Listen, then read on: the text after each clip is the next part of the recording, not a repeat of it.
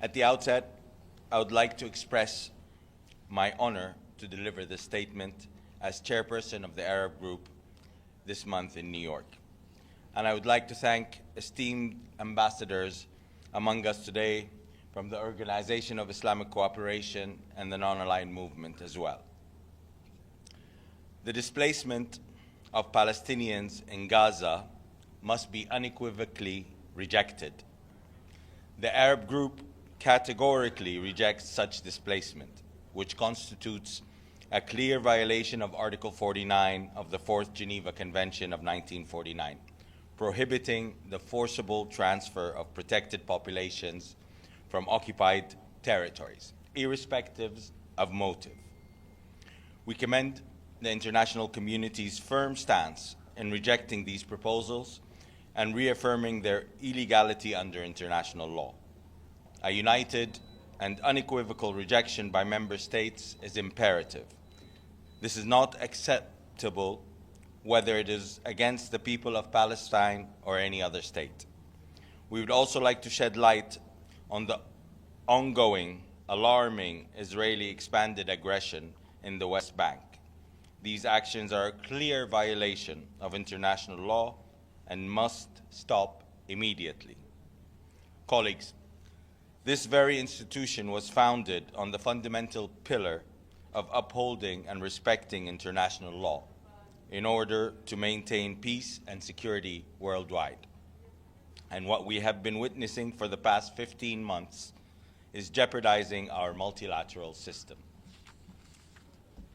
The adoption by the Security Council of Resolution 2735 was a glimmer of hope towards the end of the Israeli aggression on Gaza, and we urge the Security Council to uphold and enforce the principles of the resolutions, which calls for an immediate and full and complete ceasefire, the return of Palestinian civilians to their homes and neighborhoods in all areas of Gaza, the safe and effective distribution of humanitarian assistance at scale, and rejection of any attempt at demographic or territorial change in the Gaza Strip, including any action that reduce the territory of Gaza.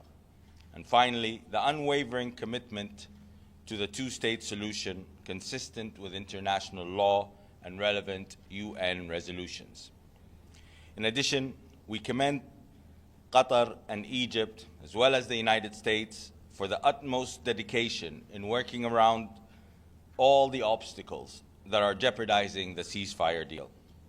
The entire world supports a ceasefire in Gaza, and we all want to see its full implementation to lead to a sustainable and lasting ceasefire and to peace to the region and the world. Finally, we, the Arab countries, want to see a Riviera, a Palestinian Gazan Riviera in the independent and internationally recognized state of Palestine. With this, I give the floor to my esteemed brother, Dr. Riyadh Mansour, Ambassador of the State of Palestine. Thank you, Brother Tariq. Shukran jazilan. And allow me at the beginning to express our gratitude for this massive representation of all of the Arab ambassadors and ambassadors from all regions of the globe, including NAM, OIC, the Committee on the Exercise of the Inalienable Rights of the Palestinian People from the African countries, from Asia, from Latin America, and this assembly of all ambassadors is to endorse the content of what was read by my brother Tariq, and we are strongly united behind the ceasefire to make it permanent, to spread to not only the Gaza Strip but also in the West Bank against the aggression there, and for the Israeli forces to leave the Gaza Strip and to leave the occupied West Bank, beginning with the northern part of the West Bank. and the full implementation of all provisions of the agreement through the 3 stages. In addition to that, we are united behind the implementation of Resolution 2735. It was adopted by the Security Council. No one voted against it. We want to see the implementation of that resolution as well. We had a large Arab delegation that met last week with the President of the Security Council. We conveyed this sentiment along with our rejection to the ethnic cleansing and forced transfer of the Palestinian people outside their homeland, especially those from the Gaza Strip. And we are very grateful for the Chinese ambassador who conveyed the content of our meeting, including we extended an invitation to the Security Council to come and visit the land of the State of Palestine, including the Gaza Strip. We also had yesterday a meeting of all the Arab ambassadors with all of the European Union ambassadors in their offices. It was a very powerful meeting. It was a very constructive meeting, and we converged our positions on many important issues, including the ceasefire, the implementation of the stages, and the implementation of 2735, and honoring and respecting international law, and also to oppose the violation of provisions of international law as it relates to the crime against humanity of forced transfer. We believe that such strong messages from key components of the international community, along with the Secretary General, who made it crystal clear that he opposes ethnic cleansing as it relates to the Palestinian people in the Gaza Strip. So therefore, we will continue our efforts here at the United Nations, with the Security Council, with the General Assembly, with the Secretary General and all components of the international community, not to allow further crimes to be inflicted upon the Palestinian people. What we need is to open doors for peace. What we need is a political horizon. What we need is to put an end to this illegal occupation as soon as possible, as has been articulated by the International Court of Justice, and as it has been legislated by the General Assembly, that this illegal occupation to be terminated within 1 year. We are working very hard with all partners in many things, including on the global alliance, on the two-state solution, and for the practical steps to convene an international conference as it was asked for by the General Assembly in June under the co-chairmanship of Saudi Arabia and France. This conference is not going to be an ordinary conference where we meet and give statements and issue a declaration. We are in the beginning stages of asking countries to declare commitments of what exactly they will do in order to contribute to putting an end to this illegal occupation. So by the time we meet in June, we will have the summation of all these practical commitments, including supporting the government of the State of Palestine, strengthening it, allowing it to be able to shoulder its responsibility vis-à-vis the Palestinian people. It means that to take practical steps against the illegal settlements and settlers. It means not to send weapons to kill the Palestinians.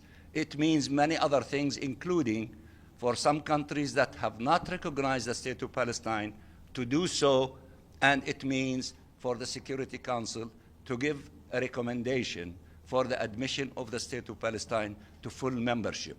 These are but samples of the commitments that we expect from all member states, from political groups and regional groups, so that this time all of us will be working for the implementation of what the ICJ told us to do when they said in the General Assembly adopt the modalities for putting an end to this illegal occupation as quickly as possible.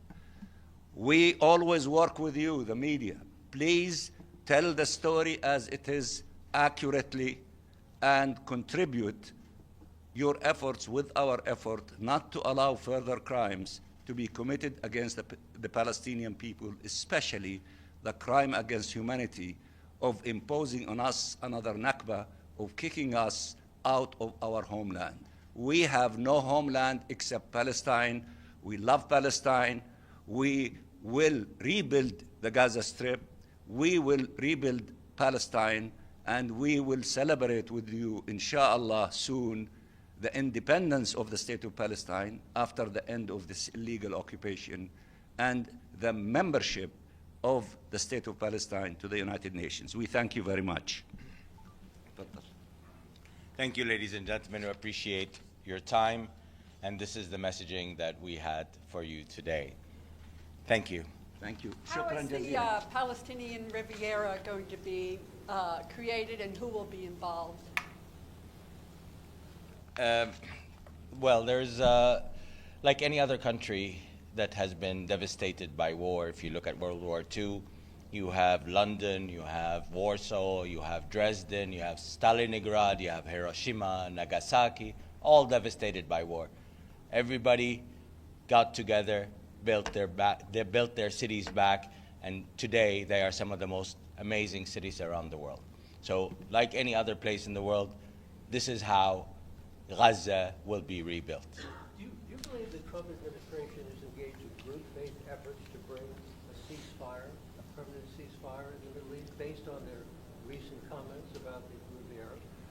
Well, let's hope so. I mean, the only way forward is a two-state solution. This is agreed upon by every member state around the globe, and this is what we're all working for since day one of this. This has been 100 years ordeal. We can't let this go on. Two-state solution is the only solution that has not been tried to date. The only solution that has not been tried to date is an end to occupation and the existence of a Palestinian state. Everything else did not work. This is the only way forward, and I believe the international community is all behind that. Refugees from around the world, and especially from the Arab world, in places where there's been war, are going like to Europe, to everywhere around the world. Why couldn't those who want to emigrate from Gaza do the same? Who said those who want to are blocked from doing the same? Like everywhere else, there's no place like home. And as Dr. Riyadh said, this is their home. They don't want to leave anywhere else. They have nowhere else. This is their home. Egypt does block entry to its country from Gaza. Let me just say, Yes. we should not have a theoretical debate of what the Palestinian people want and they don't want. What we need to do is to respect the wishes of the Palestinian people. The Palestinian people who marched, 500,000 of them, on their feet from the southern part of Gaza to the northern part of Gaza, knowing that they are going to destroy properties and homes, it is a clear signal that they want to go back to the places where they were born, where they have memories, where they have stories, where they have connection between them and the land. It is in our DNA. If some people tell us that they were exiled 2,000 years ago from a piece of land and then they are entitled to return to it, why is it so surprising that we, the Palestinian people, that should not be allowed to go to the places that we love the most? And then they tell us about those who were exiled 2,000, then they came and turned the desert into paradise. We are able to turn the destroyed beautiful areas that used to be beautiful in the Gaza Strip to what we want it to be. We are resilient people. If we are not oppressed, if we are not being killed, if in large numbers, if we are not being put in prisons in large numbers, just once we have that opportunity to exercise the self-determination on the lands of our ancestors, our fathers and grandfathers, then watch us as Palestinians, what wonders we will do. There is no one that can rebuild what they want to rebuild, to have paradise here and there, and we, the Palestinian people, cannot do the same and maybe more. So respect the position of the Palestinian people, the desire of the Palestinian people, and to respect what they decide. Don't kill them, don't force them, don't starve them, don't deny them hospitals, don't deny them schools, and then say they have the right to migrate away from hell. That is not fair, that is not correct, that is not congruent with humanity. One last question. Are there specific steps you would like to see the Security Council or the GA take in the next, say, 2 weeks? Yes, we told the Security Council for the next few weeks, you have two things that you declared that you are united around. One is the implementation of Security Council Resolution 2735 that has many things, including the rebuilding of Gaza, returning to Gaza, and unifying it with all the lands of the state of Palestine. And the other thing that we asked them for that, the implementation of this resolution, implement your joy and happiness in which you declared unanimously in statements in the Security Council that you are welcoming and committing yourself to the agreement on the ceasefire and the implementation of these 3 stages in it. So we told them, this is what we want from you now. That doesn't mean that for them to go and relax. And in fact, I said in the meeting yesterday with the European Union, in which there were 6 members of the Security Council in that meeting between the Arab representatives and the Europeans, you will have few weeks in order to make a difference in the defense of these 2 things.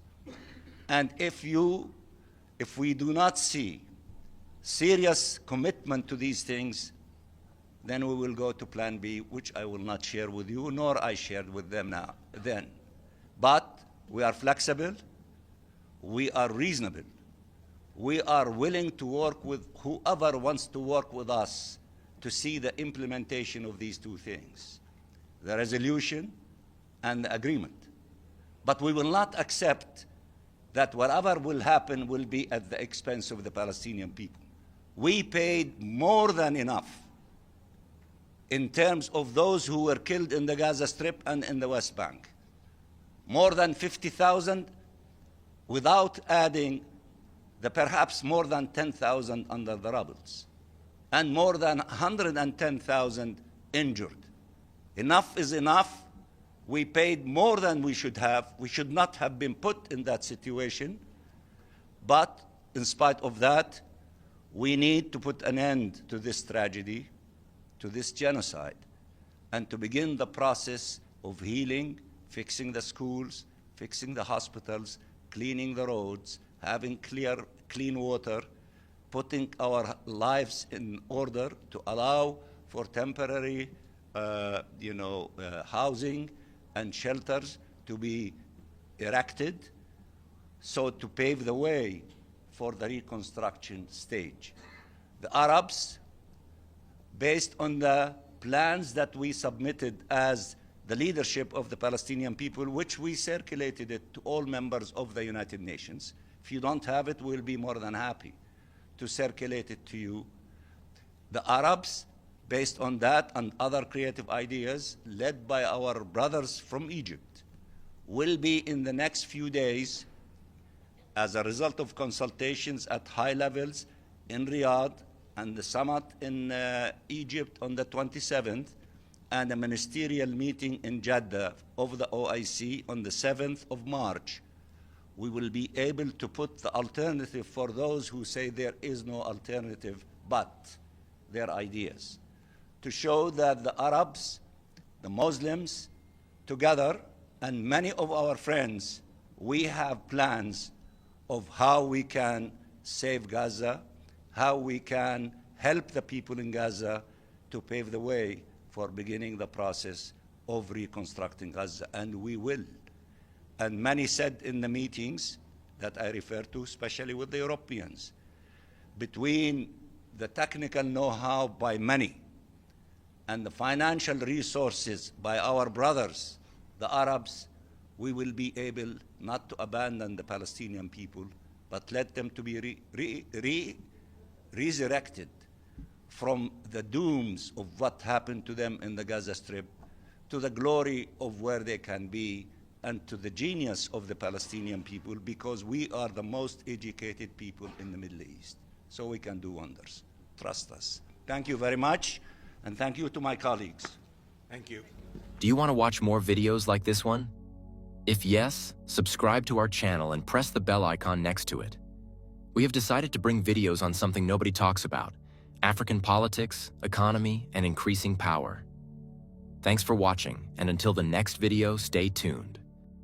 Tell us what you think in the comment section. Like and share the video, and subscribe so that you don't miss any of our African videos. It's the best way to support us.